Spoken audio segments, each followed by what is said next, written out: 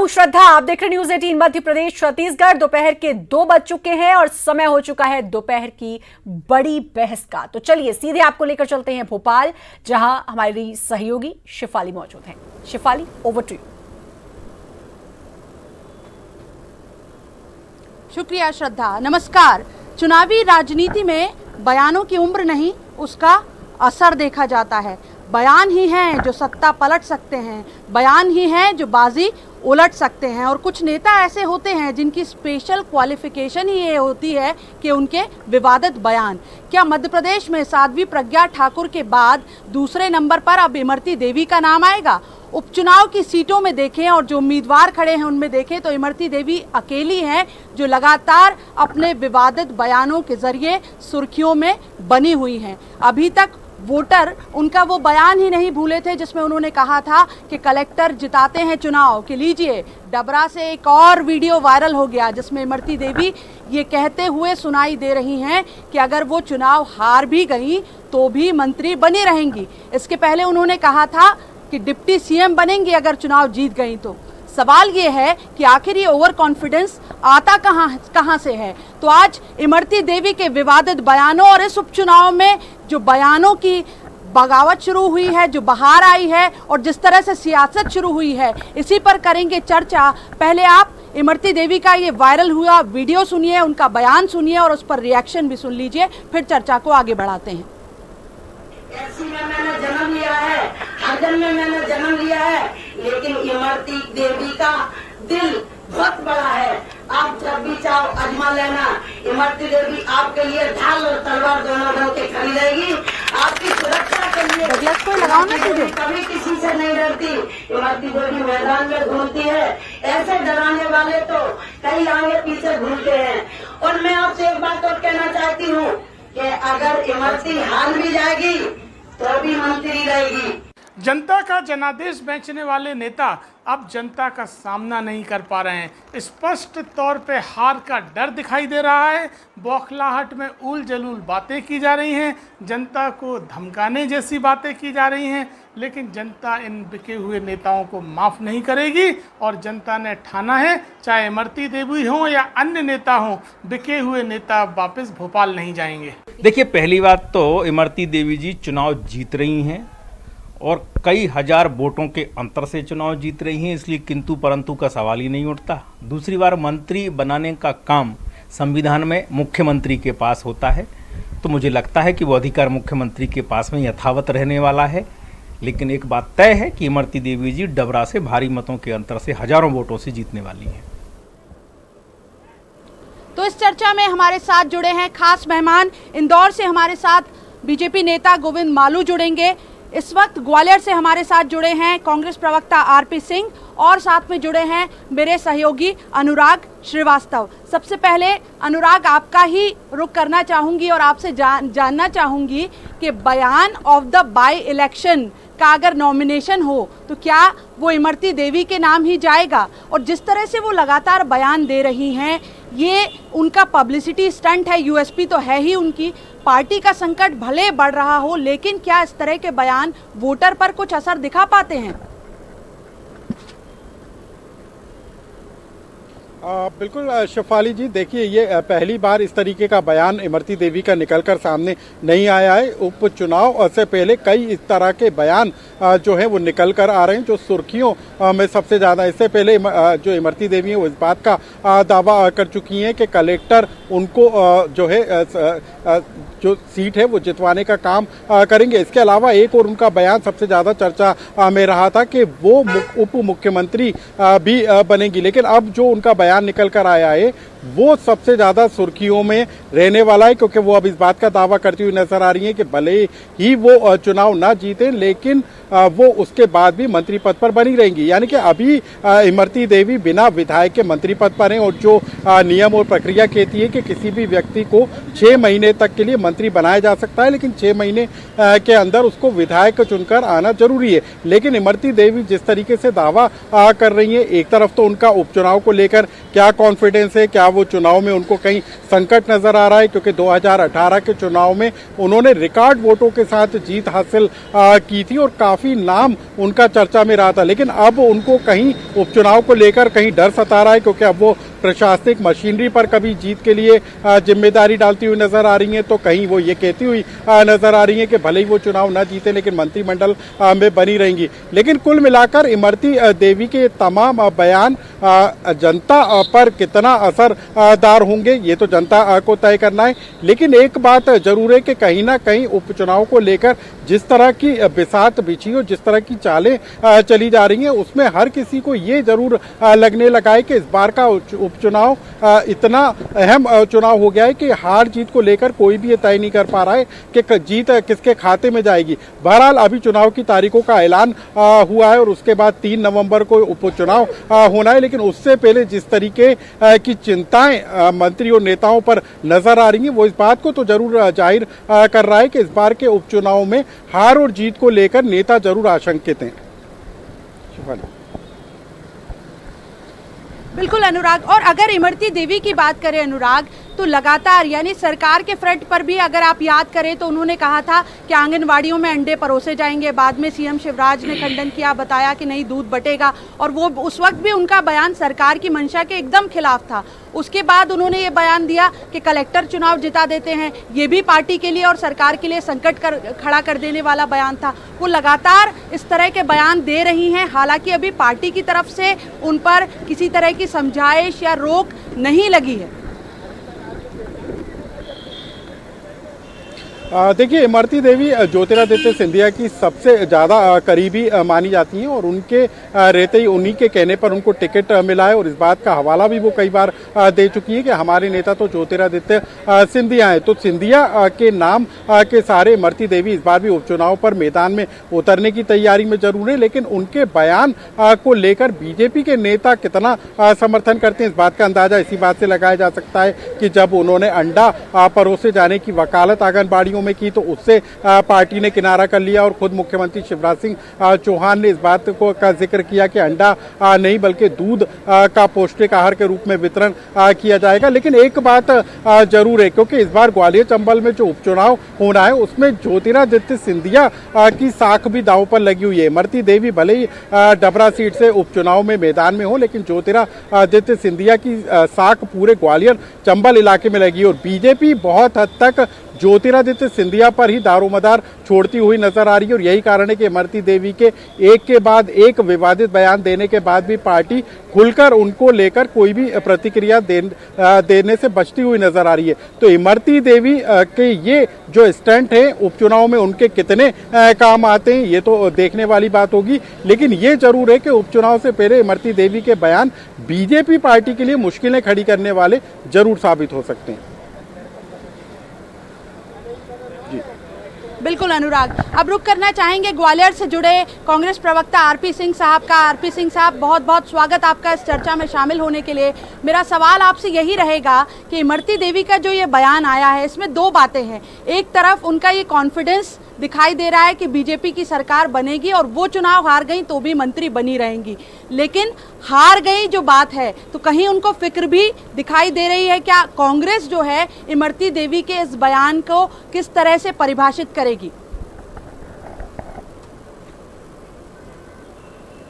देखिए, इमरती जी का जो बयान आया है उसमें दो संदेश छुपे हुए हैं। एक तो आपके सवाल में ही जवाब था कि पहली ओर तो वे आशंकित हैं अपनी जीत को लेकर।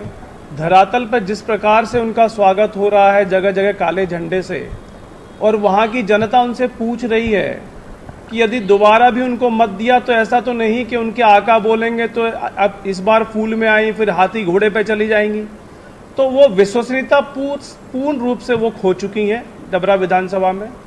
और दूसरा संदेश उनके बयान से ये आता है कि वे किसी भी संवैधानिक और लोकतांत्रिक व्यवस्था जो भारतवर्ष की है उसमें उनका विश्वास नहीं है, क्योंकि जो हमारी संवैधानिक व्यवस्था है, जैसा कि अनुराग जी ने बताया, 6 माह के अंदर आपको चुनाव जीत के आना होता है यदि आप मंत्री पद पे हैं। तो मुझे लगता है कि वो हमारे संविधान को और संवैधानिक व्यवस्था को भी चैलेंज कर रही हैं। और मुझे लगता है कि जिस हिम्मत के साथ वो चैलेंज कर रही हैं, उसमें मुझे लगता है कहीं ना कहीं भाजपा का भी बैकअप उनको है, क्योंकि भाजपा भी एक ऐसी पार्टी है जो आज संवैधानिक जितनी संस्था है उनको तहस नहस करने में लगी है, या मैं कहूँ कि उनकी इंटीग्रिटी जो है जितनी भी संवैधानिक संस्था हैं उसको भी उन्होंने डाउटफुल कर दिया है। तो निश्चित रूप से हार से मुझे लगता है कि आशंकित जो इमरती देवी है वो इस प्रकार का बयान दे रही हैं, और मुझे लगता है वो यदा कदा इस प्रकार का बयान देती रहती हैं, तो ज़्यादा कुछ उसको सीरियस लेने की भी आवश्यकता नहीं है। बिल्कुल, गोविंद मालू बीजेपी नेता हमारे साथ जुड़ चुके हैं इंदौर से। गोविंद मालू जी, बहुत बहुत स्वागत आपका चर्चा में शामिल होने के लिए। इमरती देवी का जो ताज़ा बयान आया है, जो वीडियो वायरल हुआ है डबरा से, उसी पर अभी फिलहाल चर्चा शुरू हुई है। आप थोड़ा देरी से जुड़े, लेकिन आप जान ही रहे होंगे, आप तक भी वो वीडियो पहुंचा होगा। मालू जी, आप सीनियर नेता हैं पार्टी के, और बीजेपी कम से कम वो पार्टी है जहां पर कई सारे फ्रंट हैं, कई सारे प्लेटफॉर्म हैं अपनी बात कहने के लिए, लेकिन इमरती देवी हर बार लगातार जो पार्टी के भीतर कहना चाहिए वो बाहर कह जाती हैं, और कई बयान तो ऐसे दे जाती हैं जो पार्टी के लिए और सरकार के लिए संकट खड़े कर देते हैं। इस बार वो ये बयान दे रही हैं, हालांकि बीजेपी की जीत के प्रति आश्वस्त दिखाई दे रही हैं वो इस बयान में, क्योंकि कह रही हैं कि अगर हार भी गई तो मंत्री तो बनूंगी, यानी बीजेपी की सरकार आएगी, ऐसा वो जता रही हैं, लेकिन हार की आशंका भी दिखाई दे रही है उनके बयान में। मेरे दो सवाल हैं। पहला सवाल तो ये कि उनके इस बयान को आप किस तरह से लेते हैं, और दूसरा ये कि इमरती देवी लगातार जो मुश्किलें बढ़ाती जा रही हैं, क्या पार्टी की तरफ से कभी कोई समझाइश उनको दी जाएगी? अब तो चुनाव का वक्त आ गया।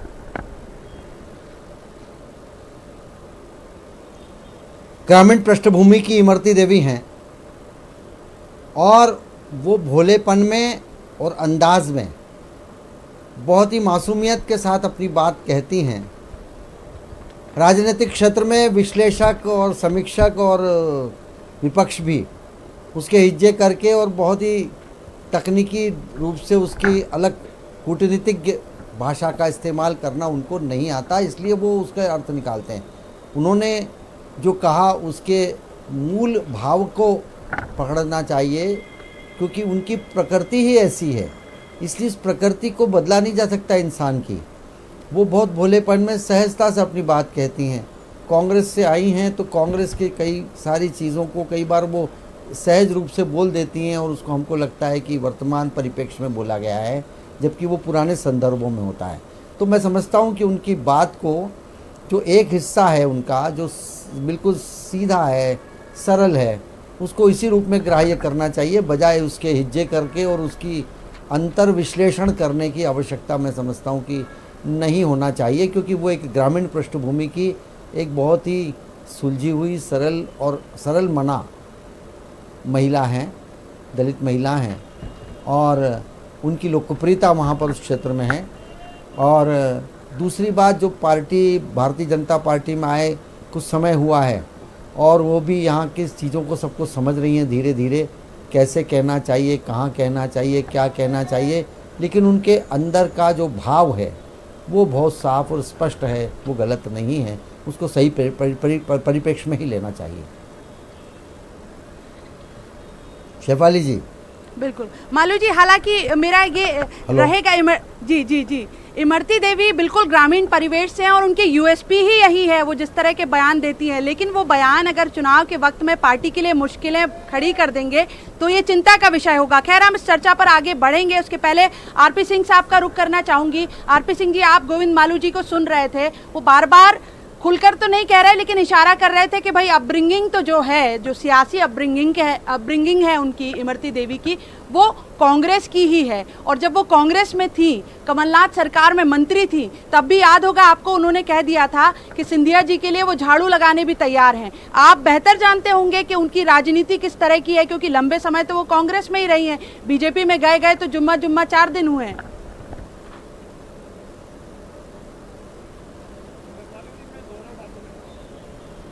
अपब्रिंगिंग निश्चित रूप से हमारी कांग्रेस में हुई उनकी, लेकिन जब बीजेपी ने उनको अडॉप्ट किया तो बीजेपी ने उनकी क्वालिटीज़ देख के अडॉप्ट किया।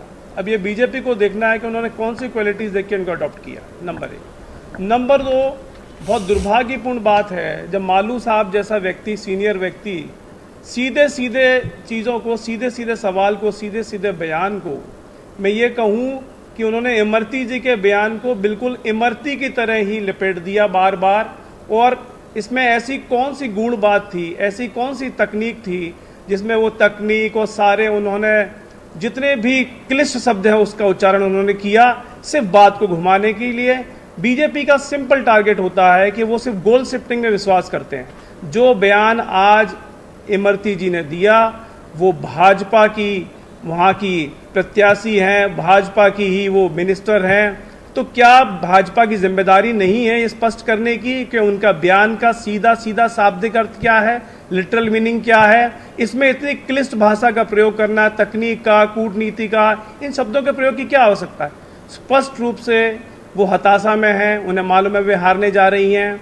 दूसरी बात यह कि उनके संवैधानिक व्यवस्था पर उनका विश्वास नहीं है, इसलिए बार बार बोलती हैं, कभी कहती हैं कि मैं उप मुख्यमंत्री बन जाऊंगी, कभी बोलती हैं कि हारने के बाद भी मंत्री बनूंगी।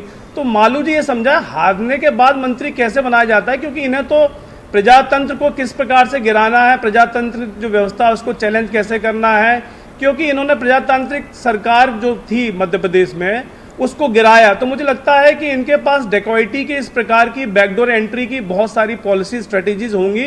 वही स्ट्रेटेजी को सुन के आज इमरती देवी इतनी कॉन्फिडेंट है कि वह हारने के बाद भी मंत्री बन जाएंगे। तो पहले मालू जी ये स्पष्ट करें ये कौन सी टेक्निक और नई टेक्नोलॉजी भारत में लेकर आए हैं, भारत के संवैधानिक व्यवस्था में, संविधान में, वो स्पष्ट करें मालू जी।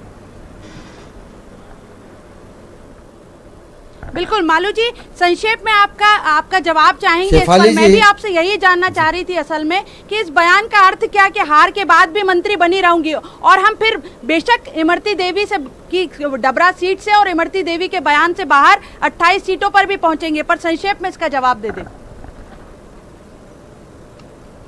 देखिए, अपने मतदाताओं को किस तरह से प्रभावित करना और अपने मतदाताओं तक अपनी बात कैसे पहुंचाना ये इमरती देवी बखूबी जानती है। उनकी अभी ज़रूरत अपनी कॉन्स्टिट्यूंसी है, उस कॉन्स्टिट्यूंसी के मतदाताओं का जो उनके प्रति अनुराग है और जो उनके प्रति उनकी निष्ठा है और श्रद्धा है, उसको वो अभिव्यक्त कर रही कि मैं तो जीतूंगी चुनाव। और ये जो उसके बाद के जैसे आधा गिलास भरा है आधा खाली है, कहने का अंदाज अलग हो सकता है, लेकिन बात एक कही जाती है। कोई नकारात्मक भाव करता है, कोई वाम मार्ग से बात करता है, कोई राइट विंग से बात करता है। तो हम राइट विंग राइट ढंग से लेती है चीज़ों को, वाम उल्टे ढंग से नहीं लेती है। और ये जो लोगों की उसकी इज्जत करके मैं अभी बात कर रहा हूँ आपसे, हो सकता है कई शब्दों के कुछ अर्थ के अनर्थ निकल हो जाएं, कुतर्क करने लगे, तो इसका तो कोई जवाब नहीं हो सकता। लेकिन वो चुनाव जीतने के प्रति आश्वस्त हैं, इसीलिए मंत्री बनेंगी। ये तो सबको मालूम है कि चुनाव जो जीतता है वही मंत्री बनता है, चुनाव नहीं जीतता है वो मंत्री कैसे बनेगा। लेकिन उनका आशय उसके पीछे जो छुपा है कि मैं मंत्री बनूंगी, मतलब वो चुनाव जीत रही हैं। हम उस भाव को पकड़ें, हम उस उनकी भाषा का जो शब्द विन्यास है, क्योंकि मैंने कहा ना ग्रामीण परिवेश की हैं, उन्हें अपने मतदाताओं को सीधा सीधा संपर्क को टच करना आता है, उनके साथ उनका तादात्म्य है। इसलिए बिल्कुल मालू जी डबरा सीट से बाहर आते हैं, ग्वालियर चंबल से बाहर आते हैं, मालवा की तरफ चलते हैं, आप खुद इंदौर से आते हैं। अभी पिछले दिनों बीजेपी की नेत्री और शिवराज सरकार की मंत्री उषा ठाकुर का एक बयान आया और उन्होंने कहा कि ये चुनाव असल में देशद्रोही और देशभक्त का चुनाव है। तो क्या 28 सीटों का उपचुनाव मालू जी इतना महत्वपूर्ण हो गया कि राष्ट्रवाद जैसा मुद्दा भी इसमें शामिल किया जाए? शेफाली जी, छोटा चुनाव हो या बड़ा चुनाव हो, हमने पहले भी कई आम चुनाव में जब पाकिस्तान का हम पर अटैक हुआ या घुसपैठ हुई या आतंकवादी गतिविधियां हुई, तब जिस ढंग से सवाल उठाए गए, तो हमारे अलावा कई सारे लोगों ने बोला कि आज भारत की सरकार के साथ खड़े रहने की ज़रूरत है, आज पाकिस्तान की पैरवी कर रहे हैं। तब क्या कहा जाएगा कांग्रेस के बारे में कि वो पाकिस्तान समर्थक है?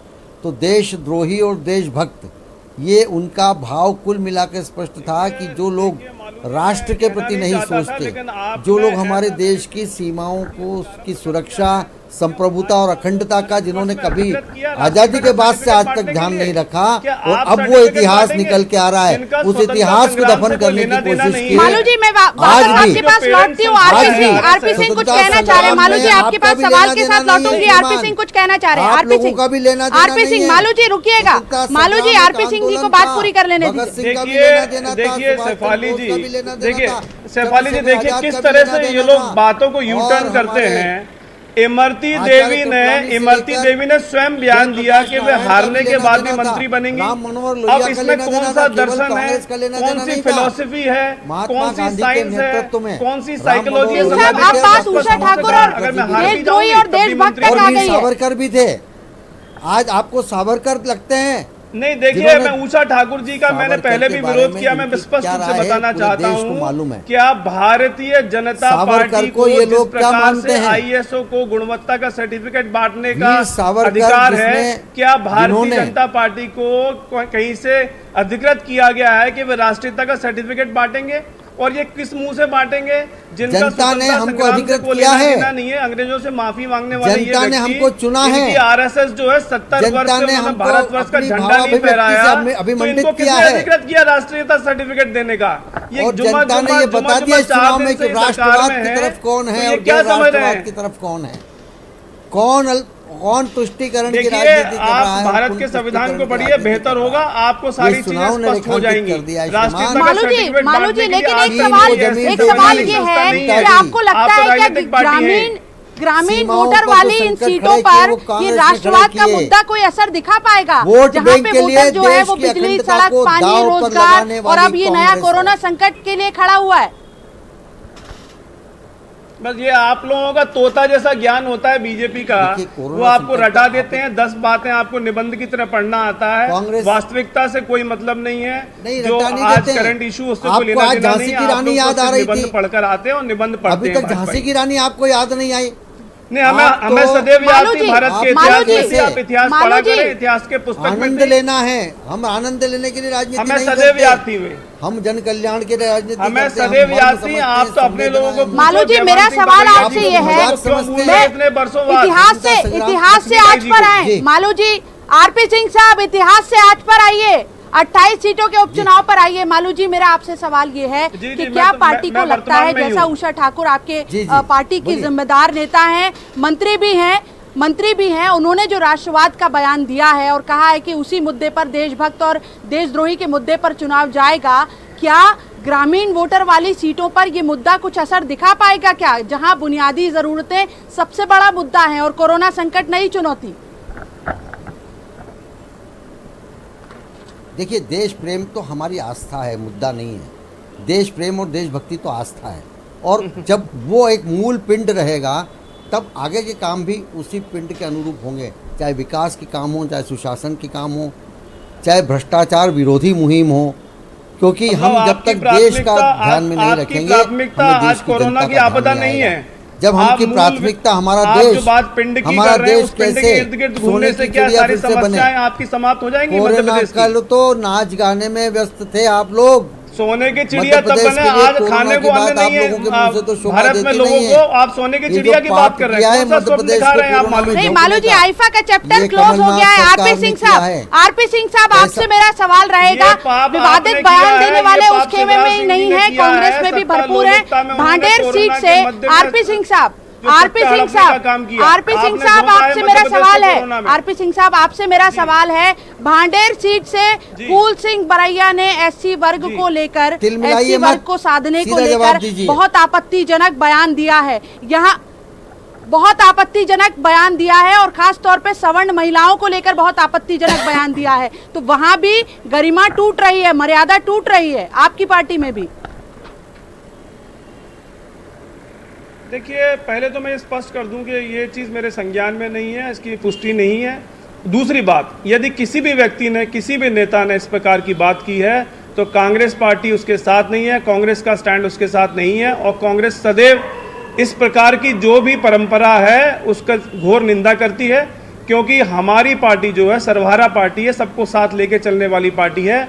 यदि किसी व्यक्ति ने ऐसा किया है तो हम उसकी स्पष्ट रूप से निंदा करते हैं। जाकिर नाइक की समर्थक है आपकी पार्टी, इस्लामी प्रचारक जाकिर नाइक के समर्थक है आपकी पार्टी। देखिए आप आरपी सिंह साहब बीजेपी लगातार ये आरोप लगाती रही है कि 28 सीटों के उपचुनाव में भाषा का स्तर जो गिरा वो कांग्रेस की तरफ से ही हुआ। जिस तरह से बिकाऊ टिकाऊ आया, मक्कार आया, गद्दार आया, और पिछले दिनों जब कमलनाथ ग्वालियर के दौरे पर थे उन्होंने सीएम शिवराज के लिए भी आपत्तिजनक शब्द का इस्तेमाल किया था। देखिए शेफाली जी, इनके पास बोलने को कुछ नहीं है, इसलिए इस तरीके की सन्निपात में आकर इस तरह की बातें करते हैं।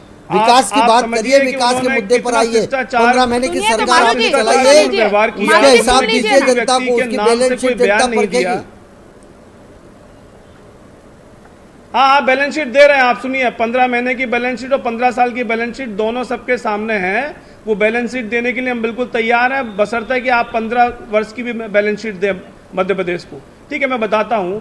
ग्वालियर चंबल अंचल में जैसे कमलनाथ जी आए थे, आप देखिए, जब यहाँ पर शिवराज सिंह जी जब यहाँ पर आए, ज्योतिरादित्य सिंधिया जब यहाँ पे आए, उन्होंने पानी पी पी कर कोसा, इस प्रकार के अपशब्द कहे जो मुझे लगता है राजनीतिक मर्यादा के विरुद्ध थे।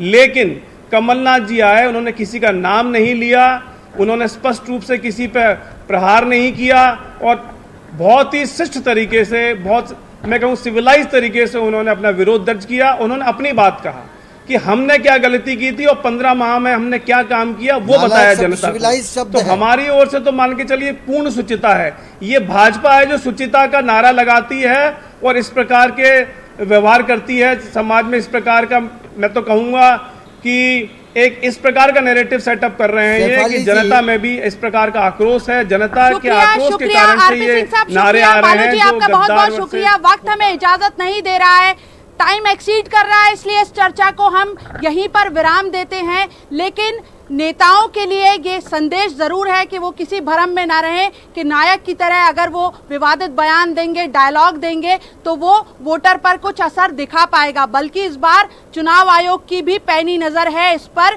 कि किस तरह के विवादित बयान चुनाव में आ रहे हैं, क्योंकि इस बार सोशल मीडिया का भी भरपूर इस्तेमाल हो रहा है। तो आज की इस चर्चा में इतना ही। आप देखते रहिए न्यूज़ 18 मध्य प्रदेश छत्तीसगढ़।